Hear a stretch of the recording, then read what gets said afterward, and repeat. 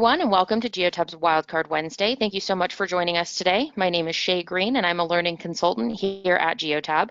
For today's session, we'll be hearing from Hillary Becker, our Customer Success Team Lead, and Kyle Dodsworth, our Solutions Specialist Team Lead, and they'll be covering what's new in MyGeotab and Geotab Drive, respectively. With that being said, I'm going to hand things over to Hillary to get started. Hello and welcome to Wildcard Wednesday, 5/27/2020. Like Shay said, we're covering the 2002 release notes.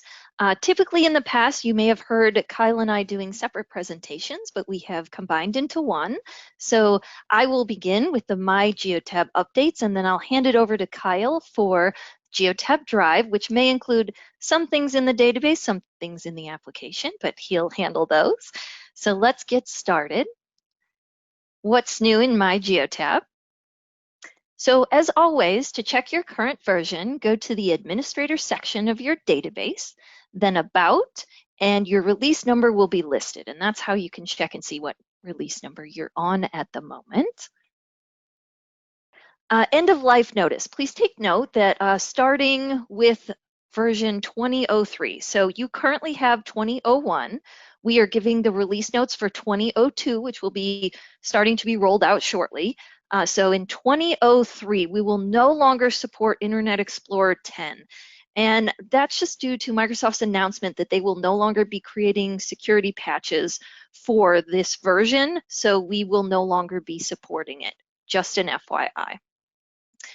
All right, users, we've made some updates to contacts. So you are now able to designate your support, training, and procurement contacts for your organization.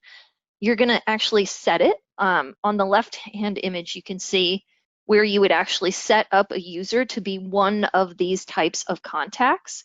And then once those people are set up, you would go to, in system settings, you could actually see, this is the right-hand image, what it would look like. So this is an excellent way for either users in your organization to know who to contact, or it allows our support team to be able to redirect calls in the event we cannot assist a user.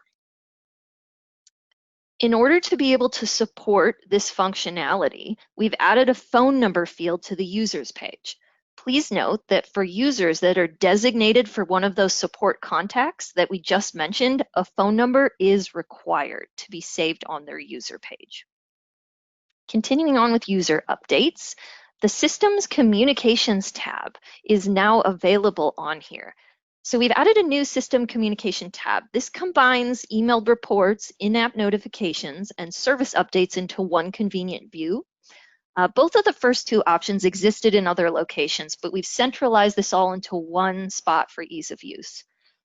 This third option, the new option, the service updates, is actually new.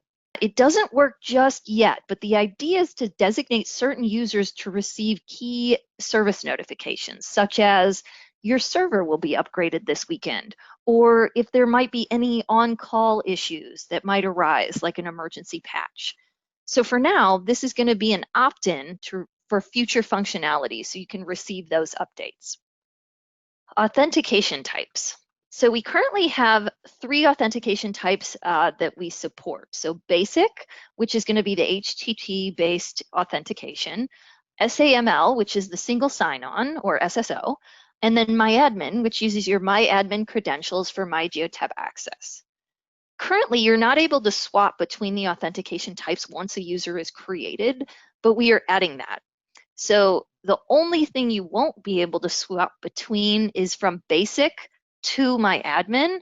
The others you may swap freely between once created. There's a new option to be able to choose any day for the start of the week. So in the options menu in the upper right-hand corner, you would click on your email address, and then the options menu would drop down. This is where you can typically set the day of the week. You'll see that first image is what's currently there, where you can select Sunday, Monday, or Saturday. In 2002, you'll be able to start with any day of the week. This is helpful for fleets that manage their week, say, Monday through Sunday. Couple map updates. So currently, you're able to display a max of 500 vehicles on the map. But in 2002, you will now be able to display up to 10,000 vehicles using our new clustered map view. This is in feature preview, so if you give this a try, please let us know how it's going. Do you like it? What do you like? What don't you like? We've shared this email address so that you can please provide feedback to us. We would love that. So if you have 500 or more vehicles, you would use the Select All feature to summarize your fleet using these easy-to-read pie charts. Orange is going to indicate the number of vehicles that are stopped. Green indicates the number of vehicles that are driving. And then the number indicates the number of vehicles in that clustered pie chart. If you click the pie chart, it zooms into that area. And again, feature preview, please give us feedback. We'd love to hear what you think about this. Another map update. So we've made a couple of updates for when you assign a driver to a vehicle on the map. When you're assigning drivers to a vehicle on the map, users had the option to assign a default driver. We understand that this may have been confusing verbiage, giving users the false impression that the default driver would remain assigned indefinitely. To simplify, we've revised our labels to better reflect the options for driver assignments. So you have two options. If all trips until changes is selected, the driver will be assigned to that vehicle until one of three events happens. And I've listed those on the screen just so you can help keep track. So either the driver is assigned to another vehicle, another driver is assigned to this vehicle, or the driver is unassigned from this vehicle. If you were to select only for the next trip, the driver will be assigned for the subsequent trip only and then unassigned from the vehicle. When the trip is over, all future trips will be unassigned. The second update that's pretty cool is that the live map will now display the new drivers as soon as they are assigned to a vehicle. Previously, the new drivers were only updated when the next trip occurred. So this is awesome. You get to see it right away. All right, a message update. When devices are updated on the vehicle edit page, users will now see a message across the top of the page explaining that the changes are pending. When the device has been updated and the changes are made, the message will disappear. So this typically will happen about maybe 30 minutes after the device stopped moving, and we just do that to ensure that the device isn't going to be moving again very shortly, and that it's an appropriate time to have an update. Electric vehicles. So the EV charging report and the EV charging activity on the live map are now out of feature preview. This is very exciting. We received a lot of great feedback during the beta phase, and we feel confident in adding this feature to the default map options for all users now. If you have more questions about particular features, please check the 1902 release notes for more details. Reports. There are now new columns available on the device Excel report. And I took a little screenshot here so you could see it's going to be available on the Data tab. You're going to be able to see automatic vehicle management, whether that is true or false, and the HOS settings, whether that's on automatic or off. So both of these are now available to see for ease of use on the Vehicle Data tab. Okay, some general improvements. We added a message about billing when removing a device. This is really exciting. This feature request actually came from my department. It was something that we got from feedback from our team. So awesome for you to communicate with your customer success specialist and give feedback. What's going to happen now is if you delete a device, a lot of people were deleting devices assuming that it would end the billing. This is not the case. If you delete a device, you're simply deleting the information and it is gone forever. We typically recommend that you archive a device instead, but if you were to delete a device for some reason, there's now a prompt that's going to tell you that if you want to deactivate your billing on this device, please contact your reseller to do so. We've added diagnostic code to all notification templates. So when you're creating your own email template, you can now include the diagnostic code in the body as one of the tokens so that you can get that as part of the email that receives the information. So rate plan column has been added to the vehicle page. This is in feature preview, so you would have to turn it on. Again, we're always welcoming feature preview feedback. The email was on the maps page. please feel free to send that in. But this is a great way to check and make sure that all of your devices are on the plan you expect. So you could pull this report and just look and make sure that everything is good to go. This is excellent for mixed fleets. Maybe you have some devices on different plans, on the Pro, on the Base, maybe some on Pro Plus, depending on the functionality you're using the vehicles for. So this allows you to do that spot check and just ensure that everything is what you'd expect it to be. Also, the known issues list has been removed. If you have an issue, you need help, you can always visit the Geotab community page to check out any of the known issues or anything we're working on, features that are coming in the future, all that kind of stuff. So the community page is the new place to go for most information. SDK updates. So there's an important bug that's been identified, and it's for NuGet packets older than 5.7-2002. It's important enough that I wanted to highlight this outside of it, because typically SDK updates are not necessarily, for every user. And if you want to know, we have a lot of very cool SDK updates that have been released with this patch. Please check them out on the What's New page for SDK. But just wanted to make sure I highlighted that NuGet packet because that's something important for SDK users to note. Those are the MyGeotab updates for the 2002 release. I'm going to hand it over to Kyle now to take over for Geotab Drive. Perfect. Thanks, Hillary. So the first thing we want to talk about are some updates to DVIR. One little update and one really, really big update that we're really excited about. So the first one is we do have a new trip inspection type for DVIR types. Before we had just pre-trip and post-trip. There's now one in the middle called in-trip. And this one is for those times where you have a driver have something halfway through the day that they want to add to another DVIR. So we've had some requests for this. So this in-trip type is just a new selection that you select when you are on the DVIR page inside of the app. The other big piece is we now support pictures inside of DVIR. Now you do have to have one of the more updated versions of the Drive app. I think most people are probably on 4 point something. If you don't have one of the newer versions of the Drive app, just make sure that you go and update that through the Play Store or through your MDM to be on the most recent. And we can of course give you those SDK files if you need them. But the biggest thing here is, yes, we now have pictures inside of DVIRs. So this screen here is when you actually look at the DVIR that has a picture that's been attached to it inside of MyGeotab. You'll see on the far right-hand side of the listing in the inventory screen for that DVIR, we'll have the little icon to indicate that there's a picture there. But more importantly, inside of the actual app, when you're doing your DVIR, next to a particular defect for a particular part, you'll have a little icon where you can tap to open up your camera, take a picture during that defect. So you can actually take a picture of the broken part or the brakes that need adjustment or whatever it might be. Also, when you are completing a repair for the DVIR, you can also take a picture of the repair as well. So if, let's say you were missing a windshield wiper and during the day you went and bought it and you put it back on, when you do your repair, you can take a picture and have that as well.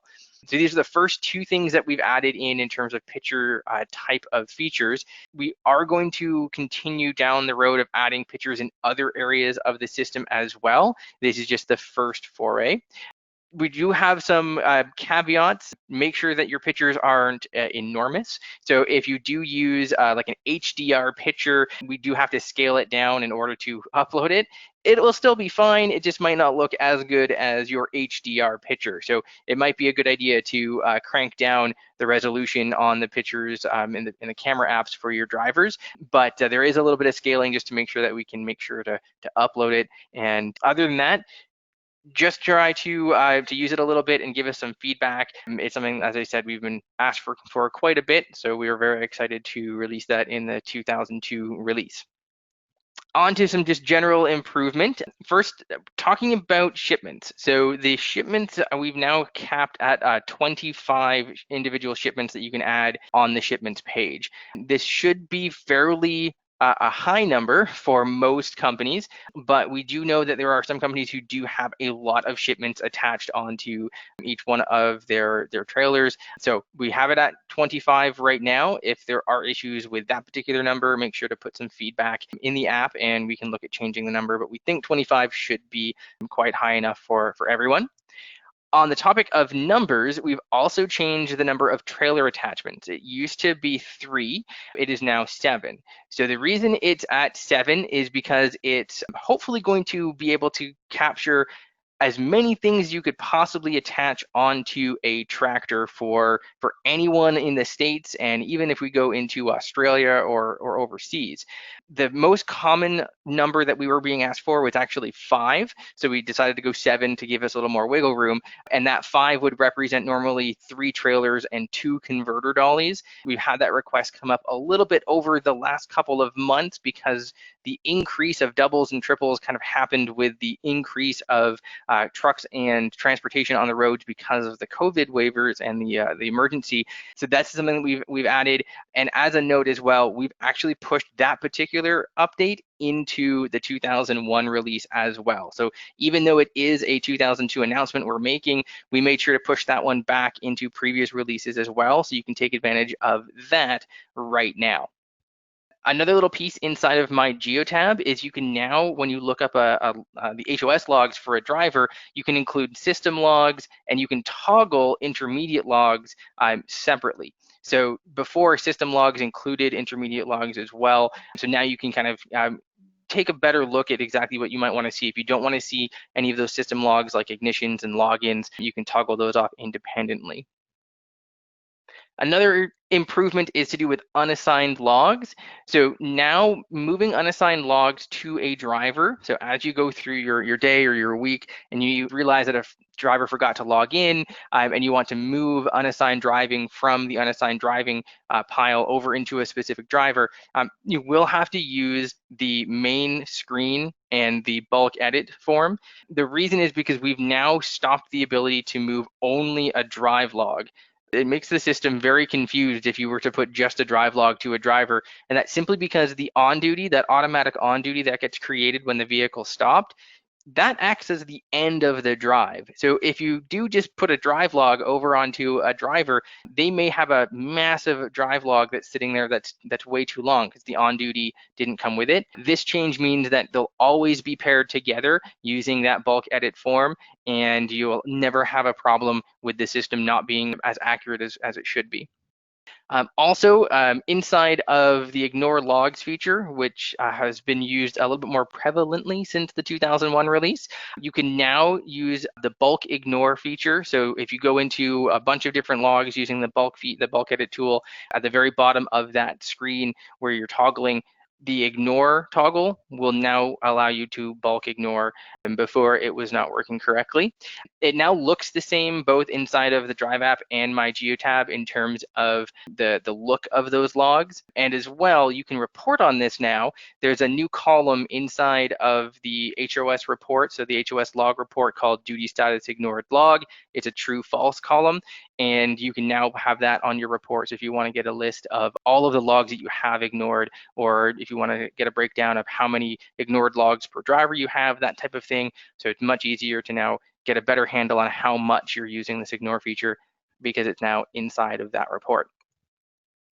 And then lastly, we wanted to call out this specifically just in case it's being used quite a lot. So similar to how Hillary mentioned that when you are removing things from the database, it's usually a good idea to archive instead of delete.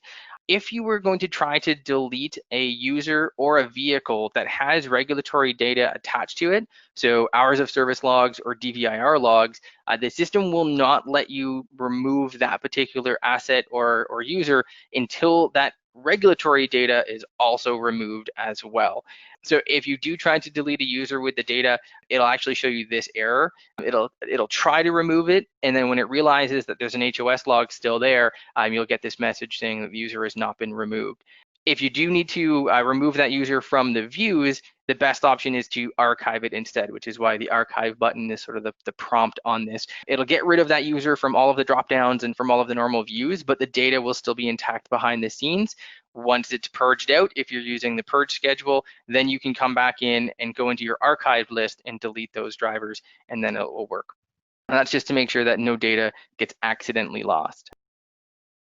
Okay, so another case where there is a small little update and then a really big one that we're really excited about here. So the small little one is we've just tweaked the way that you verify logs just enough so that if you're off duty for a whole 24 hours, you still end up with a verify log on that particular day. This is just to make sure that you have a verify log showing every single day, even if you're off for a period of time. And that's just to make it easier so that when you do your transfer or do your compliance report for the DOT, they can now see it much more obviously that there's a verify log on a day, even if you didn't actually work and it's just off duty from the previous day. So that's the smaller update. It doesn't actually impact anything to drivers. Drivers won't really see anything different at all. They still verify the same way. We're just making sure to call out that particular verify log on those particular days a little bit more. Now for the bigger update, and we don't have enough time to go through this entire feature on this particular webinar, so we may have another webinar specifically for it, but we'll also have a blog specifically for it. But this is an exemption that we've created specifically for times where the FMCSA has advised to use personal conveyance while you're under that exemption. Traditionally, it's when you are not supposed to be using any hours of service at all. So like agriculture, the FMCSA has that nice guidance that said, hey, if you're ELD equipped, just use personal conveyance when you are driving around under the agriculture exemption. And that's fine. It works really well in terms of the system, but there are a few things that drivers get caught on.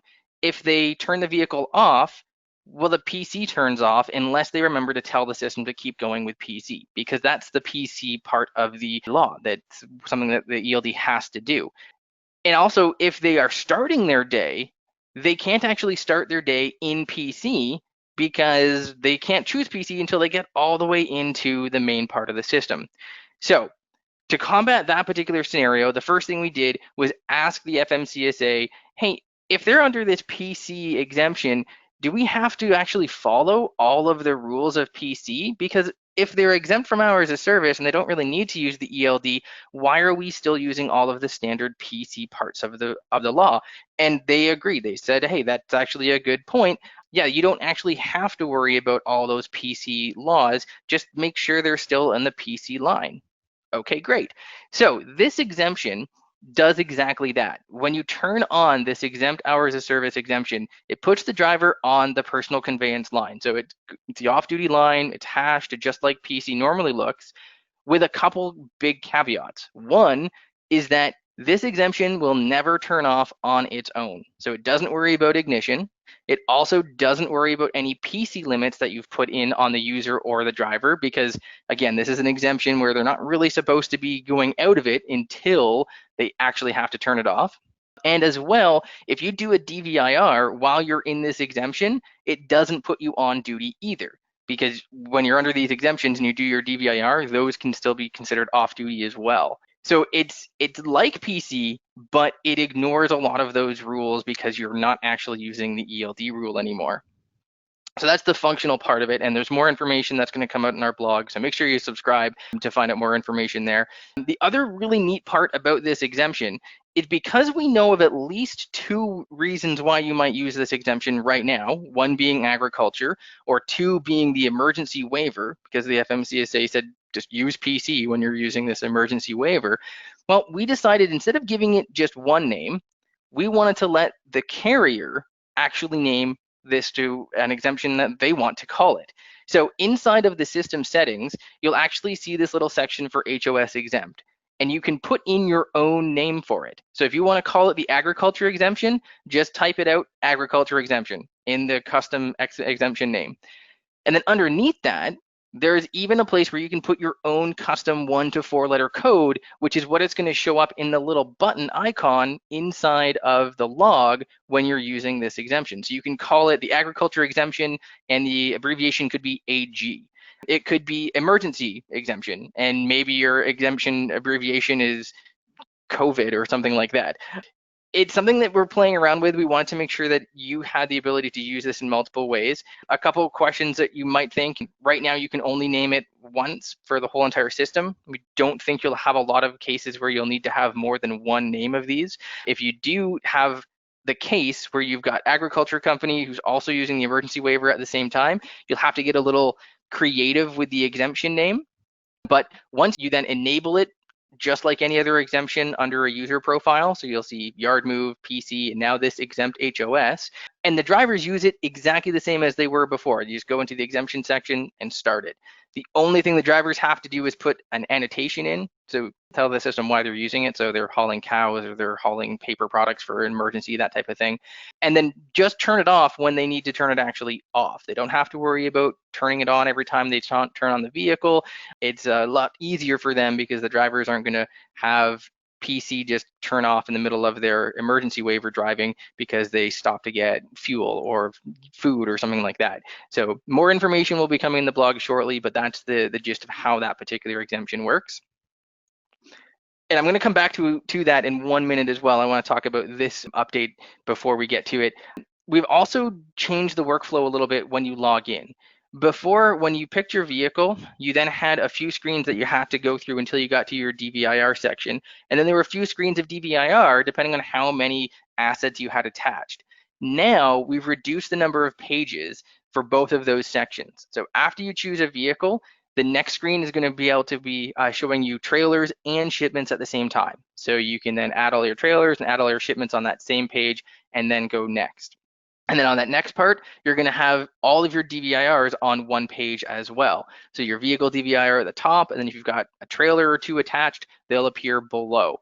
So it's a lot easier to get through these screens because you don't have to keep tapping continue. In fact, it's from 6 continue button presses down to only 2. So it's a lot easier and it saves a whole lot of time for drivers when they log in. There's also another new change is we've added this as a feature preview option inside of the login workflow. So this is an availability page which gives a snapshot to the driver of what their availability is at that exact time before they go all the way into the system. And we did that for a couple reasons. One is we wanted to try to catch times when the driver may have forgotten to log off the last time that they drove. We also wanted to make sure that they knew if they didn't have a lot of availability, we wanted to have them know that ahead of time instead of having to actually land all the way into the HOS screen in the system. So a couple things can happen depending on how much availability you have. In this particular case, if you are still on duty and you have 0 availability, the system assumes that it's probably because you forgot to log off, and it's going to give you a screen that looks like this, and you can actually tap that availability warning at the top of the screen and actually put an off-duty in. It'll actually just say, what day do you actually want to put this off-duty in for? And it'll put that off-duty in immediately, correct all of your availability in one shot. So you don't have to get into the system and then do an edit later. Saves a bunch of time. The other options will show if you have no availability left, but it's not because you're on duty. So let's say that you were off duty and you haven't done your full 10-hour reset yet, or maybe you ran out of cycle and you haven't done a full cycle restart yet. The system will show, hey, you don't have any availability, and it looks like you still need to complete this. So it'll give you a little warning. And then on the other side, same example where you have less than 2 hours of availability, but you still have some left, it will give you the warning as well. Kind of similar to how we have our break warnings, that if you try to get out of your break too early, it pops up and warns you. Same idea. So these availability warnings will start showing up if you've got 2 hours or less availability. If you have more than that, it'll just show you your regular availability as part of the login. So again, feature preview, so you don't need to have this. If you want to test it out right now, turn on feature preview. And again, because we've collapsed the number of screens for the other parts of the login workflow, this is actually still saving time because it's only one screen that we've added in, and we took out 3 to 5 others. So it is actually a time saver, and it's going to help drivers correct their availability and know their availability before they actually get into the system. Last piece to talk about for 2002 specifically is IARC USB. So anyone who's using the IARC USB as a backup for those times where they might be out of cell coverage for 30 minutes or more, the biggest change is that the PC limits do work when you are in IARC USB. Before they did not, because they were only on the server side, and if you weren't connected to the server, they wouldn't work. Now they're downloaded with your user information, and the system will keep track of those even if you are not connected, as long as you have IARC USB installed. The other piece with IARC USB is if a previous driver is still assigned to the vehicle, the disassociation warning is not shown when a user starts using a vehicle with IARC USB. And that's just because the system is offline. It's not able to communicate between the other vehicles and the other systems if you're not online. So that's something that we just wanted to have a note. And even though this isn't 2002 related, I did want to mention it because we haven't been able to yet. So the FMCSA did finally go through the finality of their final rulemaking. We had an ANPRM and an NPRM over the past couple of years. So a couple weeks ago on May 14th, they did announce that they have their final rule, and there's a bunch of revisions that are going to be made to the hours of service for commercial drivers. We won't read through all of these. I'm sure most people already know about this who are on this particular call. The big take-home message is at the bottom of the slide here is that yes, Geotab will make the appropriate changes and have them available when the FMCSA allows their use. Now, the date for that is sort of to be determined because we're still waiting for the Federal Register to have this information be published. And then we have 120 days after that. So we're looking at this rate somewhere near the end of September that we would be able to start using this. We are going to, again, put as much information as we have on the process of this final rule in a blog post. And we do anticipate that they may have some more FAQs that come out, so we'll link to those. There's also a comment period where the Senate can talk about this. They might have something to say. If we hear anything about the process of this particular final rule, either good or bad, we'll put it into that blog. So again, make sure you're subscribed to our blog for more information about that. And that's the last slide for me, so we can move on into questions. I'm sure Shay has a bunch of them queued up for us. I sure do. Thank you so much, guys. The first question that we have here is, when do you anticipate the service update notifications being available? We do not have an exact date yet, but we will certainly announce it when we do. We just know that it's something that would be excellent for the community. The community would like it. We would like to provide it to the community. We just don't have a roadmap date yet, but for certain, we will announce it when we do. Awesome. All right, next question we have is, the feature to advise the user that choosing remove device does not end device billing is great. Can you add that same feature to the unplug device or the make historic button as well? Well, we can take that back as feedback for sure. I guess that is a good point. All right. Well, I will take that back. Thank you so much for throwing that out there. I appreciate it. Alrighty, next question that we have here, it's kind of a three-parter. This one's for Kyle. With these pictures being taken, are they stored locally on the device and on the Geotab cloud? And is there a max for storage for a fleet? If there is a storage limit, do the pics get cached at a certain point? No, don't have any kind of storage limit that I know of right now. And traditionally, when you use something like this, normally the camera will actually save the photo to the device and also upload it at the same time. I believe that's device specific and device setting specific as well. But in my testing with our Google devices, so we've got Google Pixels, it does that. It actually saves it into my camera roll and then also attaches it onto the DVIR and then also pushes it up into the cloud so that you can see it on the server side. So it should appear both. And storage size, we don't have a limit. The size on the actual picture itself, I believe, is 20 megs. I believe somewhere in the 20 megs range. But again, we're going to scale down to that. So you don't have to worry about taking exactly the right size picture. We'll scale down to that 20 meg limit for the upload if we need to. And that's why sometimes the picture may look a little bit less resolution-y when you get it on the actual server side compared to when you look at it on the device. Alrighty, next question we have is, what will happen if a driver already has an off-duty log during the driving log when moving those paired logs? So in that case, it will actually not create the drive time. So if they aren't able to accept all of that drive time, it will put the drive time back into the unassigned log pile. So they have to be able to accept all of that driving time. We can't put in only part of it because we're not allowed to shorten any automatically created driving time. So it then get put back into the unassigned pile. Alrighty, next question we have is, can you purge specific user or vehicle data? And you can using groups, yes. So you can actually create groups specific to purging. Well, you create the groups as just normal, but you would probably call them like a purging group. And then you can put your users and your vehicles specific into those groups. And then when you set up your purge schedules, you can run them for different groups.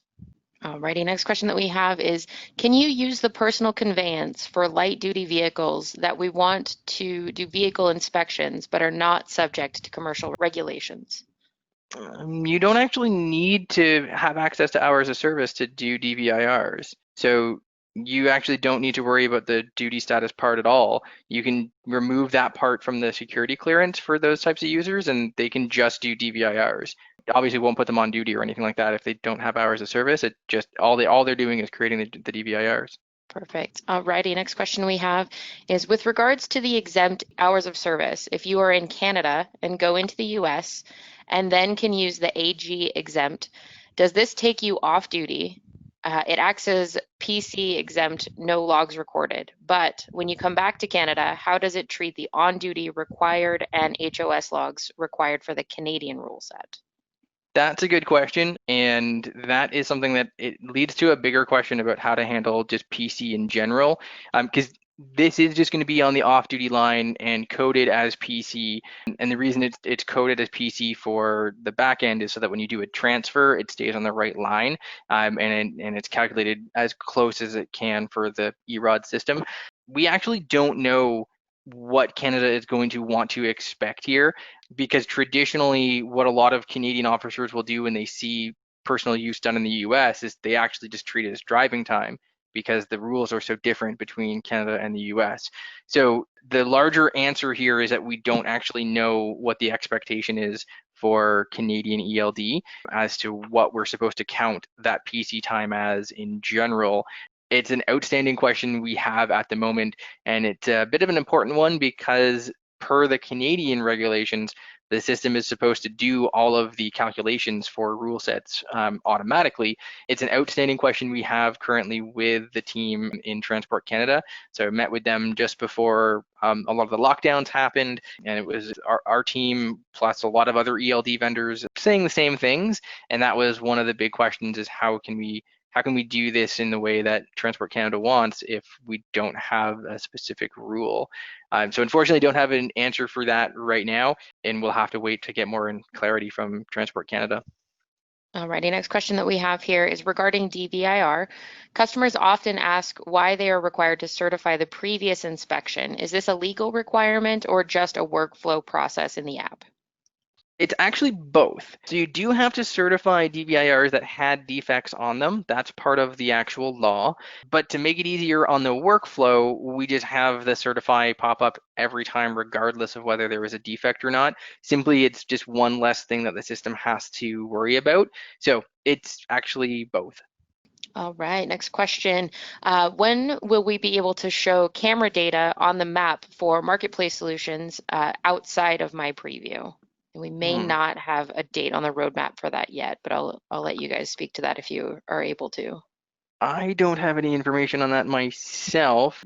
That may be something that is going to be harnessing the new map add-in technology that we added a release or two ago. So it's still something new. More of a marketplace question. I think probably best to jump onto the next marketplace webinar and see if they have an update. I haven't heard of anything on my end. And I'll actually take that question back to the marketplace team and get a solid answer on that one for you and follow up with you directly. Next question that we have is, are you able to get 10,000 devices on a map, or do you have to use a simulation? I believe that all 10,000 will be on the map. They'll just be in those clusters. So you'll see the pie chart because you'll see like potentially 500 here, 1,000 there, a couple thousand over here. But as you click into it and zoom in, then you'll get smaller pie charts of different sections and areas, and you can keep zooming in into any of the vehicles you're looking for. Perfect. And then kind of a follow-up question on that one is, can you provide any data to ensure that your server can process that map view and scale to 10,000 devices? I'm not sure what kind of data you'd be looking for. We've tested it on our servers and we've been successful in the tests, and that's why we're rolling it out into feature preview so that you can test as well. And please, please take that email address and give us feedback so that we can make any improvements. If there's any hiccups you run into, we need to hear about them so that we can resolve them. Perfect. Thanks so much, Hillary. Next question that we have here, do you know if the pictures impact the data use on the tablet? They will. So you're transferring higher data at that point. So you will have more data going through the cloud, through your server. So more through your SIM card.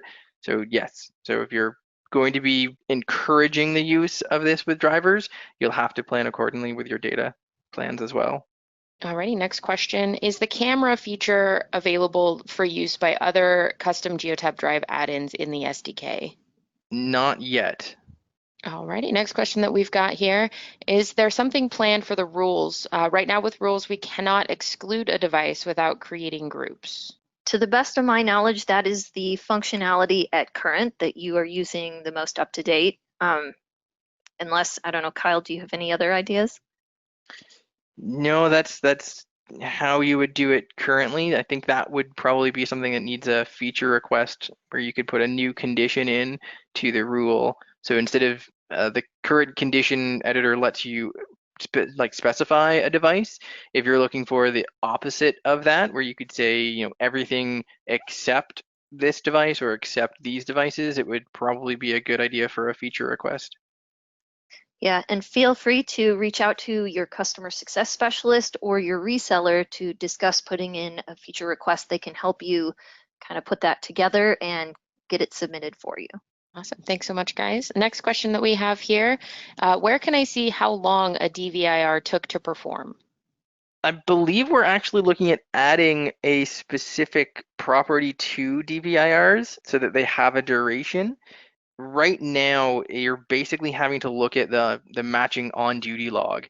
So the on-duty log that was created and tagged with the DVIR pre-trip or the DVIR post-trip annotation, that's traditionally the way that most companies have been doing it, either with reports and things like that. But I do believe on the roadmap, we have a duration field property being added onto the DVIR so that you could pull it from the DVIR report directly. But I'm not 100% sure on time frame and functionality, but I do know it's something we've been looking at. All right, next question we have is, could the HOS exempt feature be used for high rail driving? It can be used for anything where the FMCSA is said to use personal conveyance when using the exemption. So that's the blanket answer. You'd have to ask for more clarity as to how to code the specific exemption on your ELD to the FMCSA, more specifically whichever field office is going to be doing your inspections most likely. And if it matches into that scenario, then you have the okay to do it from the FMCSA. Myself, I can only talk about things that I know the FMCSA has said to use PC for, and the only two that I know of that are published are the current emergency waiver and agriculture. Alrighty, next question that we have is, could you please repeat what the colors mean in the vehicle cluster? Yes, orange is going to be when a vehicle is stopped, and green means the vehicle is driving. Alrighty, and it looks like the last question that we have for today is, when will the 2002 version of the databases be rolled out to the servers? No, I don't know an exact date. Traditionally, it is around the time that the last servers get the previous release. And I know we still have some servers who are being upgraded to the 2001, so it's shortly, but the only people who know the answer to that would be our support team. So a support ticket is usually the best way to get the most up-to-date information, but it should be shortly. All right, perfect. Thank you so much, guys. Again, I want to thank Hillary and Kyle for joining us today and sharing this presentation and answering your questions. If you have any further questions regarding today's topic, don't hesitate to reach out to your reseller, your account manager, your customer success person, your learning center person, anyone that you can get a hold of pretty much. But until next time, I'm Shay Green, and I want to thank everyone for joining us today. We'll see you guys next time. Same Geotab time, same Geotab channel. Thank you so much.